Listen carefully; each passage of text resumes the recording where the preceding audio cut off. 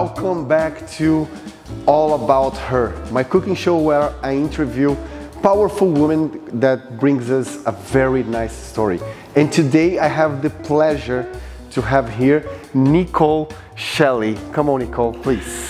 Hello, Danielle. How are you, darling? I'm very good, very look at good. you, always amazing. Yeah, thank you very much. Thank you very much. And this energy that Nicole has, we are going to share a little bit of her story here today because it's super nice.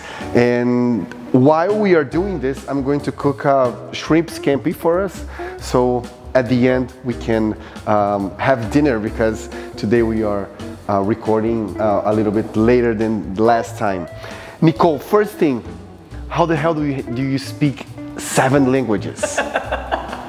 Everyone asks me this, and you know what? I have to say I'm proud of the fact that I do.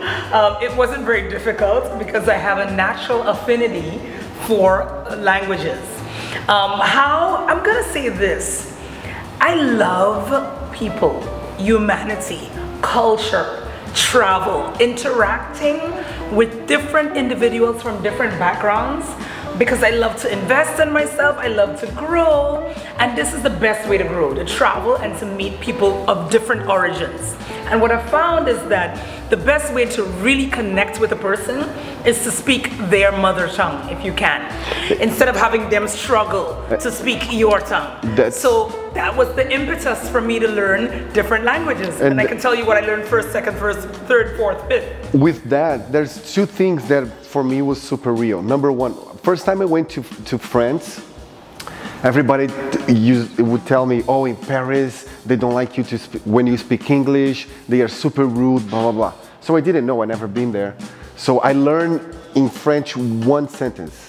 Je ne parle pas français. So every time I had to ask them a question, like look for instructions or directions, I started with that, and that broke the ice immediately, and they were super nice with me. So I never had the bad Parisian experience, and I believe it was because of that. And another thing is, in the future, people are going to translate simultaneously.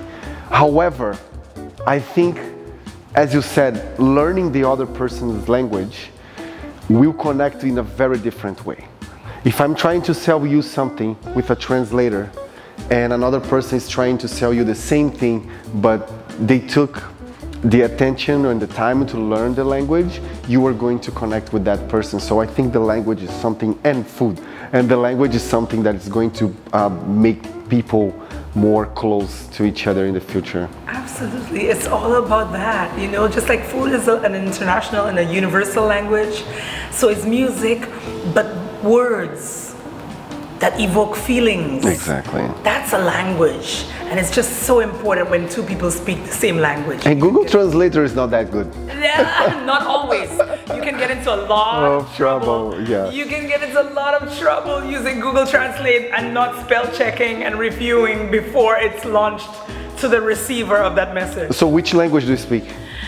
Well, I always say I speak everything in Western Europe except for Norwegian, Swedish, and Dutch, and Portuguese. So it means I speak English, obviously, French, Spanish, Danish, German, Italian, some Creole, because I was born in the Caribbean in an island where they also speak Creole. And now I'm learning Turkish, which I'm very excited about. So that will be language number 8. And why Turkish right now?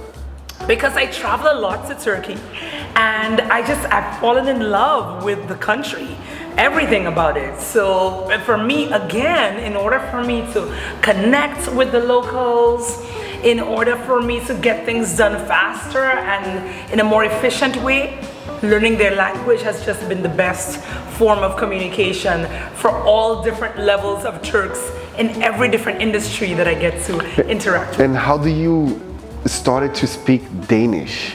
Because only people in Denmark speaks Danish. So why that's so specific? Well, you know what? Thanks to my mom and my dad as well, but more so my mom and her foresight. I was at a convent in high school, and someone from this exchange program came to St. Lucia, and they were offering the opportunity for very good students, meaning students who were very adept scholastically, all-rounded and well-rounded, and adept at their work with better grades, of course, and whose families could afford to allow them to go away for a year. They wanted to interview those students and see if there was an interest to travel to a country of their choice. They gave us about 5 choices. It was like Norway, Ecuador, Quebec, Puerto Rico, let's say maybe, and Denmark. And I wanted to have an experience that was very different from the one that I knew growing up in St. Lucia. And I didn't want it to be so different as to go to Norway, because they would send you to like the north part of Norway. So I said, Denmark seems to be a happy medium. And we chose Denmark. A happy medium between St. Lucia and Norway? And Norway, exactly, right. Not Puerto Rico, right? But Denmark. And so, yeah, it was great. I mean, I had already spoken Spanish. So I was like, okay, I don't want to go to a Latin country. I don't want to go to a Spanish-speaking country. I want something different, something that's going to help me evolve. And Denmark, I'm telling you, being part of Scandinavia is another world. It's another planet. The lifestyle there is so different that it really helped me to evolve, and that was where I learned German. So it was just great, and I mean, I could never regret one moment. Even the parts about that journey that were not the most pleasant parts helped me to evolve as a person. So I'm thrilled that I had that opportunity, thanks to my parents. And one thing that we were talking the other day that caught my attention a lot was that you said every time that a business person or someone that is ascending, they like to portray like that person struggled, lived in the car, like it was super hard for them. And with you was different, right? It was different.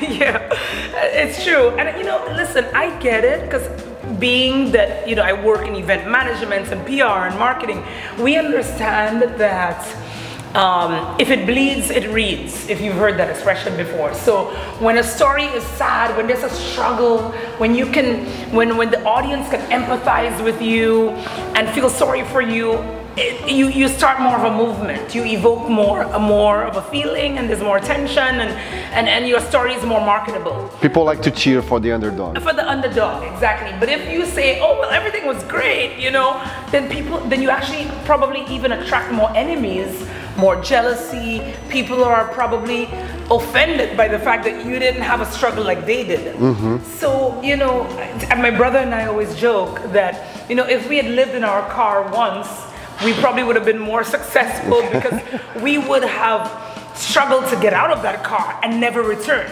So we would have done every single thing we could possibly do to be ultra successful and not return to your car. But, fortunately, I have to say that I had really good parents who worked very hard, who did very well in their industries, in their respective industries, and they instilled in us an ability to do the same and to be the best version of ourselves, and to travel and to experience, and not to stay on the little island for our entire life, but to get out of our comfort zone, outside of our immediate surroundings. And I mean, that's, I can't invent anything that was difficult or, It's just, it is what it is. It is what it is. I feel fortunate to have had a very good family. You are the youngest of 3, right? The youngest of 3, yes. Your brothers and sister? Yes. They're still there? They are, no, not at all. Well, my sister is, but my brother lives in Canada. Oh, okay. Yes, he lives in Canada. So, our parents afforded us great opportunities to do wonderful things around the world. And we took with what they gave us, the medal, and we ran with it. We ran with it to be able to do the best that we could do for ourselves and the people around us. So I think out of that, what I've taken is that if you didn't have too much of a struggle in your earlier years, you can still empathize with people who did have a struggle because my father was a big philanthropist and my mom was very supportive of him. So they always help people who are underserved. And so I saw that, I witnessed that growing up. And so for me, it was important to still support others, even if I may not have had the exact same situations as they did. And then it's also important for me to show the world that not all minorities, as you know, are struggling. Not all minorities are uneducated. Not all minorities are what you might think in your preconceived notion. There are many minorities that are very successful, very educated, very polished, very well-traveled, connoisseurs of global etiquette. I think I'm one of them, and I know a lot of such and like-minded individuals. So I like to be able to share that message, not the message of the black guy who's stealing, or the woman on drugs, or the woman who couldn't pay her rent. You know, that's not the story of every minority. You know, I mean, unfortunately, it is the story of some, and it's our job, if that is not our story, to help others rise beyond those ashes, if you will. So it's a good thing, you know, to be able to share what you have with others and help everyone along the process of life, the journey. And do you think, talking about the black community and the women, people try to portray that more? Like the suffering and like... Yeah, well, yes, because it's two umbrellas. You have women, which in many cases, many cultures, many industries are underserved still today, and then you have the minority aspect. So that's a 2-for-1. Yeah. You know, so for the media, for the film and entertainment industry, again, it is a nice story to be sold. But what I have found, in all honesty, there has been a transition. There has been an evolution. So where you see more minorities being represented in film and television, in commercials, and so on, a lot more than many years ago. So there is definitely a transition where that is concerned. There is movement, there's positive movement, and there's growth. So I'm happy to see that. And I think, you know, it's like people say, all lives matter. It's nice to see everybody represented. I think at the end of the day, it doesn't matter what you look like or what your circumstances were growing up. As long as you are healthy and you surround yourself with the right people, you can evolve into anything, anyone, any institution that you want. It's all about mindset, and mindset can only be helped. True. It can only be helped when you surround yourself in an environment that nurtures the growth of your mindset. And sometimes that's the most difficult part, because in order to grow and to evolve, sometimes you need to cut your best friends, members of your family, and because of feelings we don't want to do that, and we are always stuck there, and we cannot evolve and we cannot grow. I've been through that. I've been through that a lot. I have to change a lot of my friends. My social circle today is completely different, and my life is completely different. But you know what? There's so much beauty in that. Let me tell you why. When you're able to do that, it's kind of like maybe when you were 15 years old, you would love to eat a certain something or do a certain something as your pastime. And as you've grown up, you have a different appetite, literally and figuratively speaking. Your appetite for whatever it was you used to eat or for whatever it was you used to do has changed. And that means that you are evolving. If you're not evolving, and again, I'm not saying you should get rid of all your friends or don't talk to your family or anything like that, but it's important to do an introspective and figure out what nurtures you best, what allows you to be at your summit, at your pinnacle. And then you keep the things, the people, the places that nurture that. And that means detoxing. Yeah, that's what you were talking about, detoxing, getting rid of the toxins. We need to be a little bit selfish. You need to be a little bit selfish, because it's you first. Because when you have surplus, when you have wholeness, then you can evolve to give more to others. But if you're devoid, if you're destitute, if you're drained, if you're miserable, you're not helping anybody. If you have people around you that are dissecting and extrapolating then you're not able to grow and move forward and go upward and onward and augment. So it's a difficult process, but guess what? If it were easy, everybody would be doing it. It's a difficult process, but it's a necessary process to detox and to cleanse your environment constantly. Doing that introspective and saying, okay, who and what is most beneficial to me? What do I need to get rid of and what do I need to keep? People come into your life for a reason and a season, right? Season, that's what you said the other day that really touched me. And it's funny because it's not like eliminating and never talking to your parents again. No. It's just not getting, sometimes it's a toxic relationship and you just need to, oh my God. This thing is super technological for me. Yeah. And you do something wrong, it's good because it's to protect you. Yes, of course.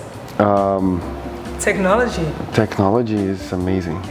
So, but what I'm saying is, it's not that you're not talking to your parents again. You're not talking to the to your friends again.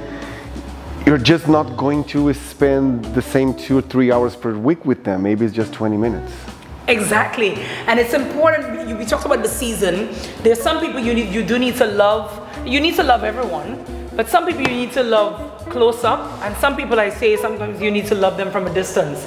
That means you wish them well, you hope they are well, but maybe you need to reduce the amount of time that you spend with them because it may be counterproductive to your overall growth. And so it's important to know who you need to spend the most time with and who you need to spend less time with, because what you focus on is what grows. So if you spend a lot of time with people that are draining you and are taking away from you and leaving you devoid, then you are not growing. And so you're going back and not forward. And the idea of life is for you to always go onward, upward, and forward every single day. So you spend more time with people that feed into that. You know, like the time I've spent with you has been amazing. We learn from each other and we walk away with each other, from each other, feeling empowered, right? Exactly. We don't feel drained like, oh my goodness, Danielle was like, so toxic. No, Danielle was an angel of love and light and intellect and beauty and growth. Everything good I got from you, and I couldn't wait to see you again. Thank you very much. Yes, no, you, of course, look at you. Besides looking this good, you just come with great energy, which is what makes a person look good at the end of the day. Exactly. It's that inner spirit. The energy tells you a lot about it. The other thing that you said the other day was that you were not always like this positive, right? And there was a passage from your father that you said that you need to have to let him go to explain that. How was this? How was Nicole before and right now? Oh my goodness, me before. You know, it's funny because I had an episode. I remember I was running a trade mission, and I was getting so frustrated with the people not being efficient enough. And I said a few things that were offensive, and my dad listened to me, and he felt like so moved, but in a negative way, by the comments I was making, because he was such a huge lover of people, such a philanthropist. It didn't matter what you did to him, it didn't matter what you said about him. He was always just very forgiving. I, on the other hand, I was a normal human being. What does that mean? Jealousy, hatred, sad, happy, whatever, all the emotions that people go through when they're not in control of their chi, of their sphere. And so when he transitioned, or when he passed away, I learned that his flesh was gone, but the spirit is still with us. And I said, how can I continue to celebrate his life instead of mourning his death? How can I take from him the good, the things that he would have wanted? How can I live the legacy that he would have wanted, which is philanthropy, goodness, forgiveness, kindness? And so when he left through that door, a window opened up of opportunity where I said, I'm going to keep him alive by living out his purpose for me, God's purpose for me, but also what my dad would have wanted for me. And that's just to be good, to do good, to see good, to feel good. That's really what it's all about. And so if he hadn't transitioned, I would not have had a reason to do an introspective And I would not have had a reason to live his legacy or to take goodness from him, because it's kind of like you take your parents for granted. They give you all these lessons and tell you, do this, don't do that. And you kind of brush it off. But when someone else tells you the same thing, maybe you take it to heart. So it's the same thing. He's gone, his flesh is gone. The flesh that was telling me certain things is gone. But now the spirit, which is somebody else, is saying the same thing to me, but I'm valuing it more because he's not here. So I'm like, this is how I keep him alive. And so because he is left, I am a better person, a much better person. And how do you incorporate that in your work? Oh boy, you know what? The one compliment I get 2 compliments all the time.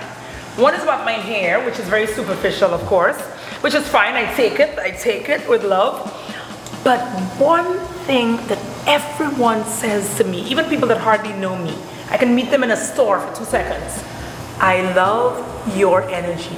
Yeah, it's different. That's the first, I mean, I can meet them in the street. I was walking outside a while ago. This lady saw me, she's like, I love this outfit and your energy, the way you carry it and this and that. And she saw me for like not even a minute. It was seconds. When you have good energy, just by walking or entering a room, you can sense that, oh, that person. And when you have a dark energy or heavy energy, you sense that also. And it's important to work on that energy, nurture that energy. And it's so beautiful when you can give that as a gift, because it's an intangible gift, but it's a gift that keeps on giving. Like our common friend Mariana. Yes. When I think about her, always positive thoughts. I think about her smile. I think about her temperament, which is so even-keeled. She's a Libra, so it's like the best, the balance, you know? And she's always like, oh, no matter what it is, everything is good. Everything's going to work out. Everything's gonna work out. And so when her name comes into my brain, because you know your brain is storing information all the time, consciously and subconsciously. And I think of a smile. I think Mariana comes to mind, I'm smiling. Danielle comes to mind, I'm smiling, because I remember what my body experienced, what my mind experienced in your presence. Other names might come to mind and you feel like a sting somewhere. Oh, that You're person. Like, it's somebody you have to love from a distance, you know? And that's okay, because it means that you know yourself, you know your path, and you just focus on the people who are creating goodness and are feeding that into you while you feed it into them. It's beautiful. That energy is just, it's priceless. What kind of philanthropy your dad used to do? Oh, my dad loved children. Okay. So he was always helping schools and children, giving them food, clothing, education, like he'd pay for scholarships. I mean, incredible. I remember for his 70th birthday, he passed away at 70, but for his 70th birthday, we asked him, what does he want? And he said, I just want to have a party in a primary school, as we call it, I think it's called middle school here, for children. I want to celebrate my birthday with them. I want to give them food. I want to give them clothing. That's my birthday, to give gifts and to do a big party for my birthday for them. And you said your dad was a businessman, right? He was a businessman. And you said it wasn't a good one because... He wasn't a good one because he was giving away stuff. He would literally take electronics from his stores and give it to homeless people when they came to ask him. And why did he do that? Why did he do that? And why did he give away so much? Yeah. It was in his blood. He didn't know how to not give. He had to give excessively. That was his purpose. That was his role in life, to give and give and give some more. And when people asked him, he didn't know how to say no. He just gave. And we said, Daddy, you purchased this to make a profit, to sell and to make a profit. You can't give it away. Oh, but he's in need and this and that. He couldn't do it. He was even a politician for a while. He couldn't last in that either because the game of politics was so sordid. So sordid. He said, this is not for me. I'm here to give, not to take. And people would take advantage of him because of that? They would, but he never saw it that way. He saw it as something that I understand now. It's not even people taking advantage of you. When you plant positive seed in the universe will repay you. It doesn't matter people taking advantage and this and that. You know what? Don't worry about it. Just give as much as you can. The universe will reward you accordingly. And that it did. It rewarded him. So he never felt like they were doing something to him that he didn't want, because he felt good to give. And if they were taking advantage, that was on them. Their karma. It's their problem, not yours. It will become theirs, and that's how he thought. Now, I, being a business person, I'm really a business person, I am careful. I do know how to draw the line and say, listen, this is enough. This is what I can offer to you, but beyond that, we're gonna have to take a little break here. You need to go somewhere else. Yeah, so I know how to draw that line. I don't just give until I'm tired. No. I am very selective, and I do decipher who I feel is worthy of the energy and time and gifts that I feel they should have, believe it or not. And your experience around the world, Denmark, Turkey, Germany, how did that like build up this character that Nicole Shelley is right now? You know what? There is nothing like travel for education. Travel is the best form of education. Why? Because you're getting out of your comfort zone, you're getting out of the immediate zone where you know everything. You know, if I am from Brazil, a certain neighborhood in Brazil, and everybody in that neighborhood looks the same, how can I evolve and grow if I don't step out of that and meet someone from Asia?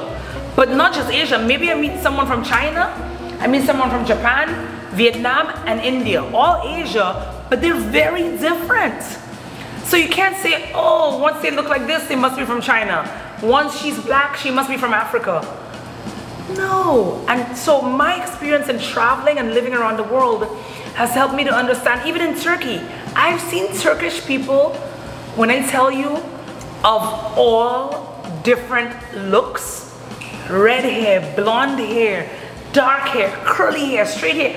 I've met Turkish people with big hair like this, like short, big afros. Like they're black, but they're Turkish. You know, they're black. What does that mean, right? Yeah. Like you think, okay, black means afro, but no, there's some black people. When I was a flight attendant, I flew with a girl who was black and German.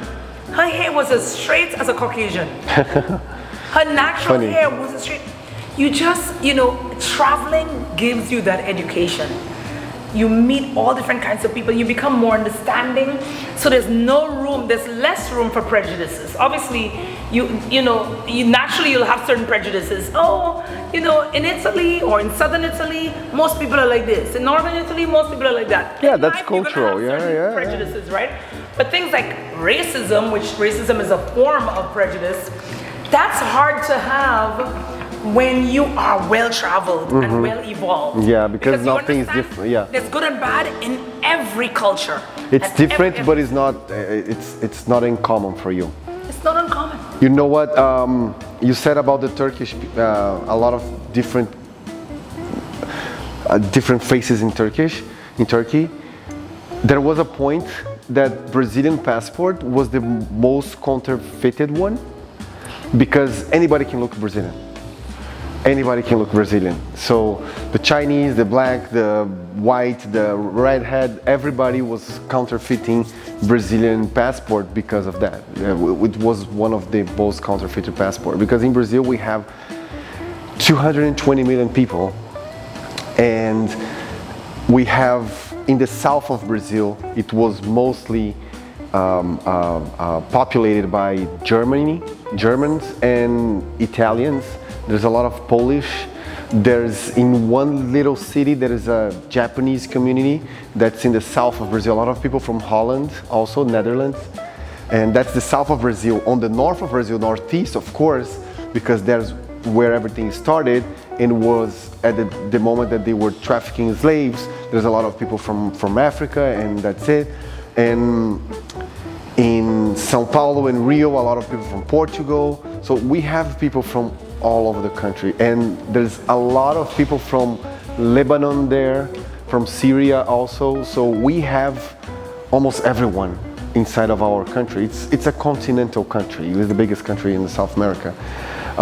So that's funny, because even though we have that much of a difference, still people do the prejudice, like, oh, that person is from. I was just going to ask you that. There's a lot. How does that work? And it's interesting that you say that, because you'd think that with that, there's great integration, people are used to seeing different people, and there is no issue. But there's still this. And Brazil also has a history of being a colony and then became an empire. So the royal family from Portugal lived there for a while. So in some areas of Brazil, especially in Rio and the northeast where the royal family used to live, there is a lot of castes in the society. People thinking that they are entitled to something because they are the son, they are the grandson of the politician, of the whoever it is. So that we have a lot there, and that's something that I don't really like. But it is what it is. It's our heritage, it's our culture to be like that. But it's funny, from a place that you were supposed to not have that, because everybody's like, we don't have white people in Brazil. Everybody's mixed. Either you are going to be mixed with black, you are going to mix with the Indian people from when they colonized Brazil in the beginning, and European. So there's no 100% white or 100% this or that. Everybody like is a mix of something. I love it. And you know, Daniel, it's an important point that you're mentioning, because you know, and this is what happens when you don't take the time to invest in yourself and to travel so that you're comfortable. Because now you're not living in Brazil, but you're traveling outside of Brazil, and you're experiencing those other cultures in their original places. So that makes a little bit of a difference. Okay, I'll say this. The other thing is that the human being, the average human being, if they are not evolved and if they're not well traveled, they look for a reason. And this is, again, someone who's not, like I said, evolved, not well traveled, not experienced in evolution, in the evolution of their mind. They tend to always look for something or someone to denigrate, to put down, because they lack self-confidence. Exactly. So they need to feel better about themselves. So they'll say, oh, this one, she's black, she must be poor. Oh, I remember my first husband was from Nicaragua, and his mother was shocked that I spoke Spanish, shocked that I spoke different languages. I guess she was probably shocked that I had an education, because in her mind, coming from Nicaragua, looking at me, I should be living in my car, I should be destitute, hungry, you know, whatever it is. And she was just shocked that I didn't have all these challenges that she expected me to have, because how could I not? I look like someone that should have challenges. It was not, So, but that she had never left Nicaragua, except to be in Miami. She didn't know anything other than Nicaragua and Miami. Had she gone to Spain, to Denmark, to France, you know, to New York, trust me, for the most part, the more you travel and the more you get to meet different people from different walks of life, the more you realize, wow, people are, it's the soul. This is a shell. Whatever your shell looks like, it's irrelevant, really. It's hard to ignore it, because obviously I'm looking at you, so I see you look good, I'm gonna tell you, and so on. But people like you and me that are really conscious of the evolution, we wanna be the best version of ourselves. We want to get in touch with the mind. That's what we fall in love with. That's what we love. What's behind this shell? What makes you tick? How do you think? How do you move in this world? And that's funny. My city in Brazil is called Florianópolis. Next time you go to Brazil, you need to go there in the south. It's a little island, 42 beaches, beautiful. And because it's a touristic city, we always had a lot of people from, especially Argentina, Uruguay during the summer. They went there. And where I used to live, there was, just like here in Miami, sometimes they used buy a condo there just to go in the summer. And Brazil is so big that I was always waiting for the summer so I can meet those people that were out from outside Florianópolis. they were coming from another state, they were coming from another country, and I would be able to talk to them and see different culture, different aspects, and learn with them. And I always had that in me, wanting to, number one, meet people, and number two, people from different walks of life of mine. I always got bored with my surroundings. Exactly. That curiosity, that hunger to learn. And when you hear it from them, it's different from reading about it or seeing it on television. You talk to them and you're like, really? And tell me more. And especially when you talk to people who have traveled a lot, and they tell you stories about encounters they've had and how they've dealt with those encounters, for better or for worse. It helps you evolve. When I was in my desire to leave Brazil, it started when I was 8. And I had a friend, he was my best friend in school. And at our summer vacation is of course in the end of the year. So in the middle of the year we just have a winter break, which is super short. But usually in that period was when people travel from Brazil here to go to Disney, to those stuff. I couldn't do that, my parents couldn't afford. But I remember coming back from that break, and this friend of mine didn't. Saying, well, where is him? Where is Rafael? Where is Rafael? 2 weeks later he comes and said, oh, where were you? Oh no, I was in the United States. I went to Orlando. I said, wow, what is that? Tell me. So he started talking to me about it, and then my eyes started to open. I was super into the geography classes because we used to the countries and everything. And in that moment, in that period, 1992, 1993, Brazil started to have like cable TV. And it was super in the beginning where there was no translation. It was just the channel from Germany in Brazil. And I speak a word of German, but I would watch that like, oh, so nice, because I wanted to see how Germany was.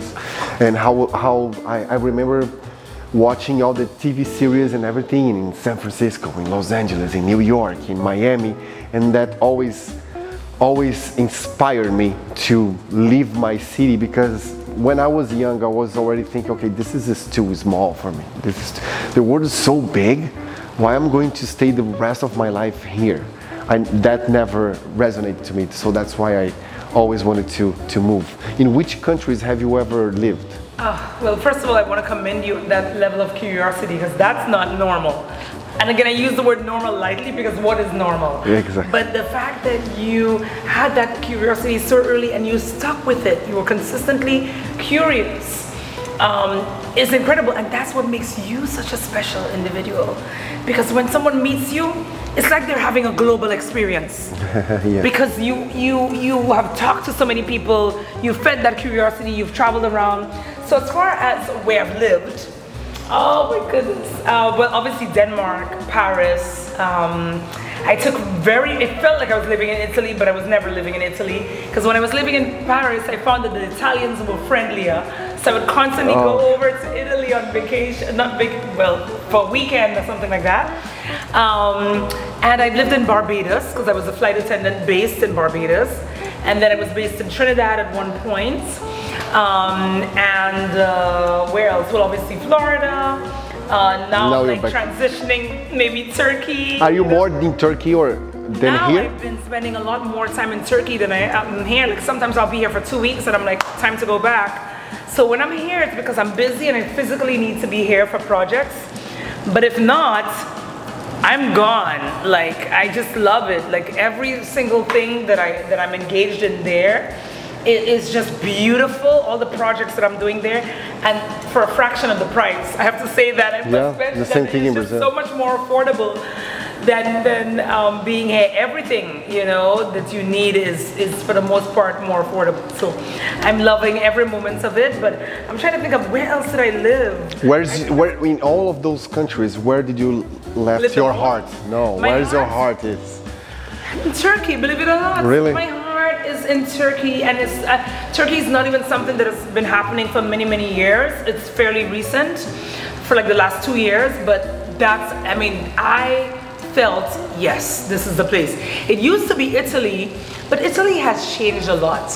Italy has changed there's been a huge influx of immigrants in Italy, and so how they treat foreigners is different from how it was when I was in college going there.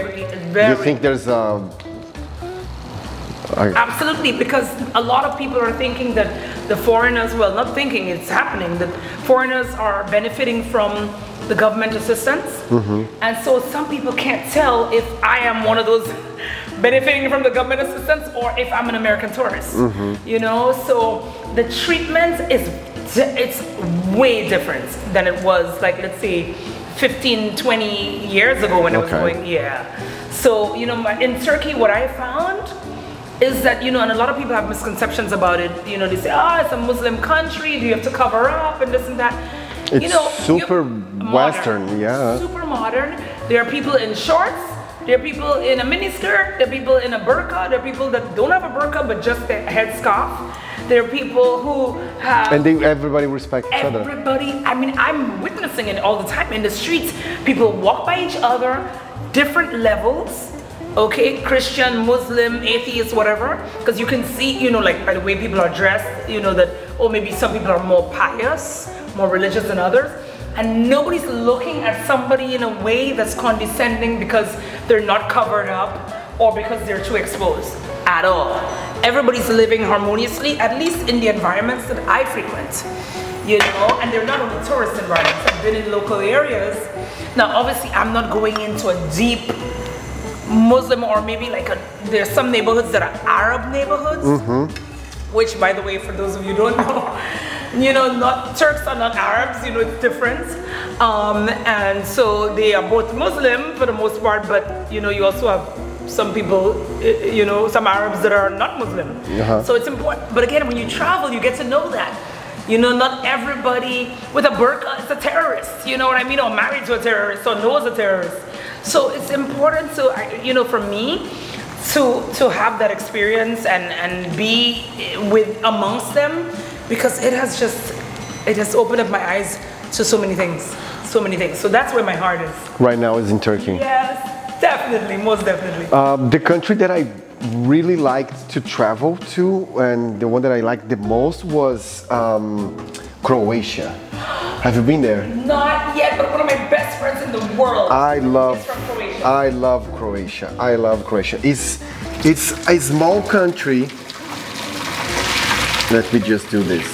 This looks and smells amazing. You are like a genius.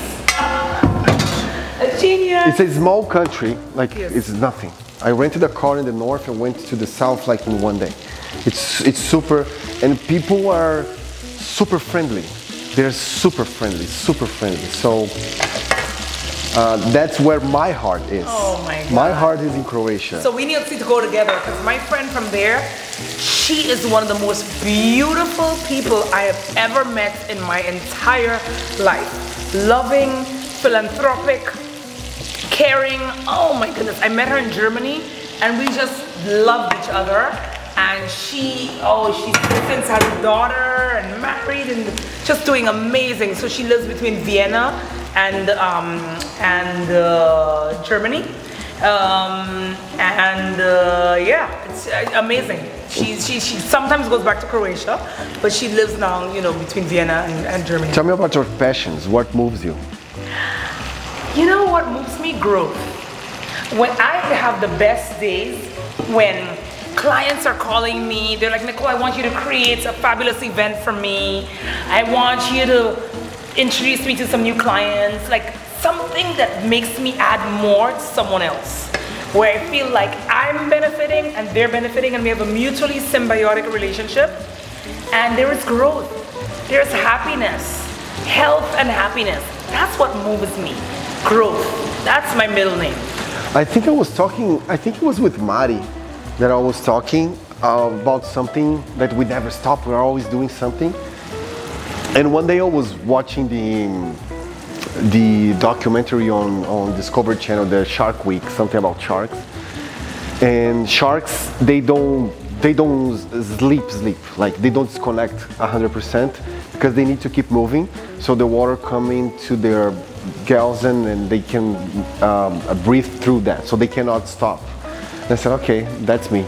I cannot stop. I need to keep move forward. You're a shark. Yeah. You're a total shark. Yeah. No, I would definitely say growth. In the good sense of the. In the word, of course. Yes, because like when you say, shark. Oh, you are a shark, it's like something that someone that is a predator, aggressor. Yeah, exactly. Like a predator, you're gonna eat this. Yeah, exactly. So that's not it. It's the fact that I cannot be standing still. You can't stop. Well, it's the same thing we were talking about. It depends on how you see the world.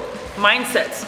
Shark can be whatever you want to see it as, depending on your mindset. So I totally got what you said, you know. And for me, saying growth falls under the umbrella.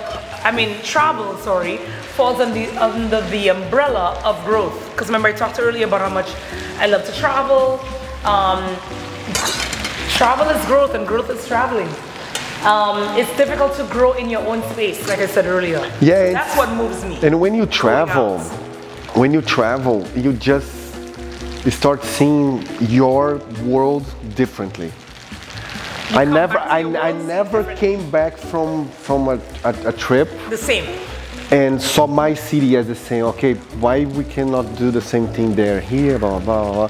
And one thing that I was a professor in Brazil in the university, and when we entered into discussions and then you compare to something that you saw outside of your environment, I said, no, you cannot compare with that because that's too good. Yeah. Okay, so we only can compare with the bad, so we can feel good about yourself and we never move forward. I used to say that because I would compare with Canada, with Europe. Oh, but that's Canada. We can't compare to Canada. Why not? Why not? You need to compare to the best, not to the worst. Exactly. That's how you grow. Back to that word growth. You have to look at something better in order for you to become better. If you say, oh, well, I'm not so bad because look at this is worse, you never grow. And life is really all about growth. If you have to give someone an advice that they are right now in a very bad place, mentally, and the environment, what would be the first step for someone to leave that state of mind? Meditation, because your mind is everything. Your mind controls, your mind and your heart are connected, and from those you speak, and from what you speak you attract certain kinds of people, other kinds of people. Some people are coming to your sphere, your universe, to challenge you. So maybe they're not like you, they're different, and test your strength. How do you deal with this person? Because you know life is a little bit action, more reaction. All right? So your mind is the most powerful thing. That's what you should always invest in. Yes, you should take care of your body, absolutely take care of your family, all these different things, but your mind has to be strong in order for you to triumph above anything. So if you're going through a challenging moment, like, yes, there are times when I feel sad or defeated, but I don't stay there long. Because I turn it around, I begin to count my blessings, which are many. Yeah. Everybody's blessed, especially if you're healthy. You have an opportunity to do anything. Because if you're healthy and you have a healthy mind, then you can start meditating, repeating all the blessings that you have. I have a car, even if you don't have a car. I have a home. Whatever happened, whatever good thing happened that day. Good thing happened, list it. And you'll see that there are so many. The sun is shining. Even if the sun is not shining, it's raining. The plants are getting water, they're growing. Oh, smell the rain, touch the rain, it feels good. There is beauty in everything if you want to see it that way. So if you're at the edge, if you feel like there's no hope, let me tell you, if you have health, there's hope. Even if you don't have health, if there is a solution, because for most things, either time or money can solve it. So if you're not healthy, but there is a solution around the corner, focus on the solution. Don't focus on the problem. Yeah. There aren't problems, there are only opportunities for growth and development. And it sounds simple. It sounds simple, but it's challenging. Super hard when you're in it. When you are in the middle of the problem. Oh, absolutely. The storm. To think about, okay, you are in the hole. You're not thinking about how I'm going to get out of crawl of it. I'm in the hole. That's it. But it's a mind game. Every time your mind takes you, your subconscious and your conscious takes you down into the gutter, you have to remind yourself, I'm blessed. This is going good. This is going good. This is going good. I'm going to be doing this. I'm going to be doing that. Positive, positive, positive. Call someone who's a positive person, because your environment is what feeds you. So it's not just your mind, your heart, your mouth, but the people in your circle. If you're already at the edge and you think there's no hope, and you call someone who's going to add coals to the fire or fuel to the flame, don't call them. Don't call them. Evaluate your circle and think about who in your sphere is the most positive, the most uplifting, the most realistic. You talked about sincerity, being authentic. Sincere, being authentic. Call that person. Now, yes, it's hard because, like, my brother, for example, is very authentic to the point where he's like brutal sometimes, and you may not like the way he delivers something because he's not into the euphemisms and the diplomacy and the pleasantries. I'm into that. I'm like, oh well, Danielle, I'll tiptoe around it. He's very direct. But you know what? I appreciate the fact that he's that, because that's him. That's his DNA. And I know that he's, underneath all of that, there's love, and he means well. So if you're at the edge and you're going through something, count your blessings. Surround yourself, call someone who is positive. Surround yourself with the positive people in your life. And trust me, you'll feel better. If there's no one around, turn on something that will feed your mind with new energy. Positive words. Go to YouTube. There's so much meditational content on YouTube, and play something meditational if you can't get your mind to focus. There's so much for you on the internet that can feed positive words, positive information to take you away from your state. Now, one last thing I must say, when you're down in the dumps, you know what also helps? Give to someone. Yeah. Give a gift. Anything. Give a compliment. Give anything. Rechannel the negativity that's in you to giving and taking care of someone else that's more in need. Because guess what? No matter how bad you are, there's someone worse. My brother says, there's a quote. It's not his quote. He took it from someone. I cried when I had no shoes, and then I saw a man with no feet. What would you like to have? No shoes or no feet?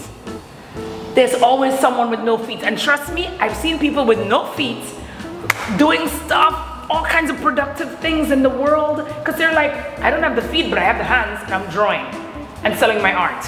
It's focusing on the solution, not the problem. Focusing on the solution, not on the problem, aka the opportunity for growth and development.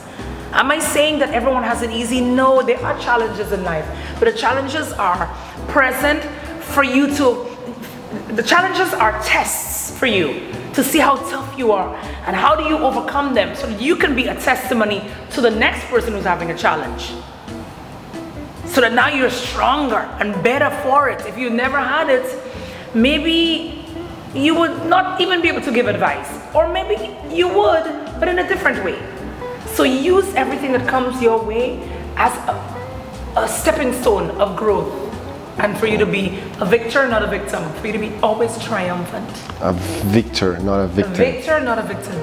My love, thank you very much. Now I want to taste this to see if you like it. God, I'm dying for it. Let's put together on the plates and let's try it. Oh, Danielle, this was such a pleasure. Thank you very much. You are just thank like, you. Oh my God, I want to just, hug you.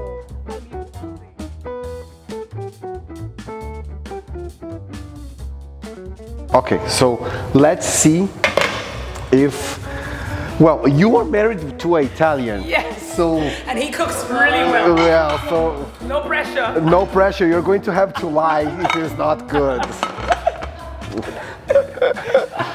Let's see. I can be diplomatic. Remember I told you. Okay.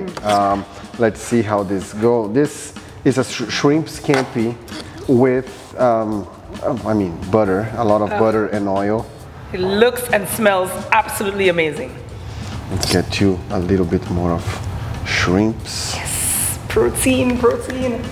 Are you a protein girl? Oh, protein girl. My husband is always like, because he could have just pasta, every single day and well, only. he could have like really just pasta, like there's nothing extra in it, and he's like, it is protein, pasta is protein. No, it's not. Eggs. You know, I'm like, no, it's not. It's I'm not like, made no. from eggs. It's made with eggs. Yeah, exactly. I'm like, I need more than just the pasta. Okay, so this is one.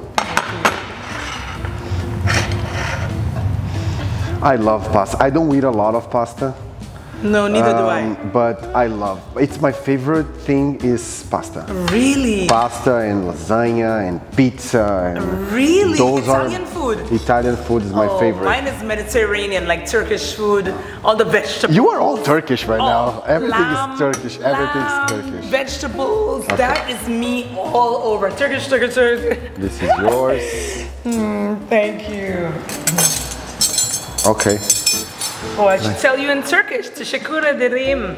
Alfiyetus. Teşekkür ederim is thank you. Alfiyetus is like bon appetit. In Portuguese is bom apetite. Bon appetit. Okay, so let's obrigado. see. Let's see how it is.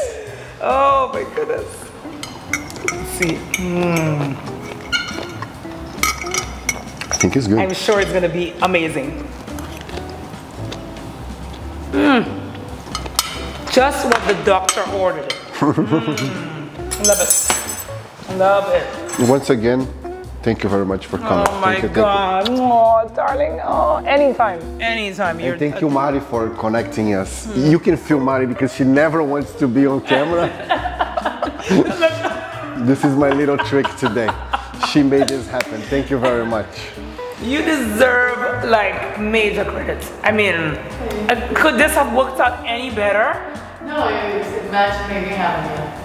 I mean, everything. From the time we met before to have all this discussion, we just went on and on. It was so amazing. And today you came, you were chilled. I was running a little bit behind, but it worked out. And you just brought your love in your life, your beautiful energy. I need to finish the video. Bye bye. Thank you very much for watching. Subscribe to my channel and share this with someone that you think that might benefit from this amazing story and amazing teaching that we had here with Nicole today. Thank you very much.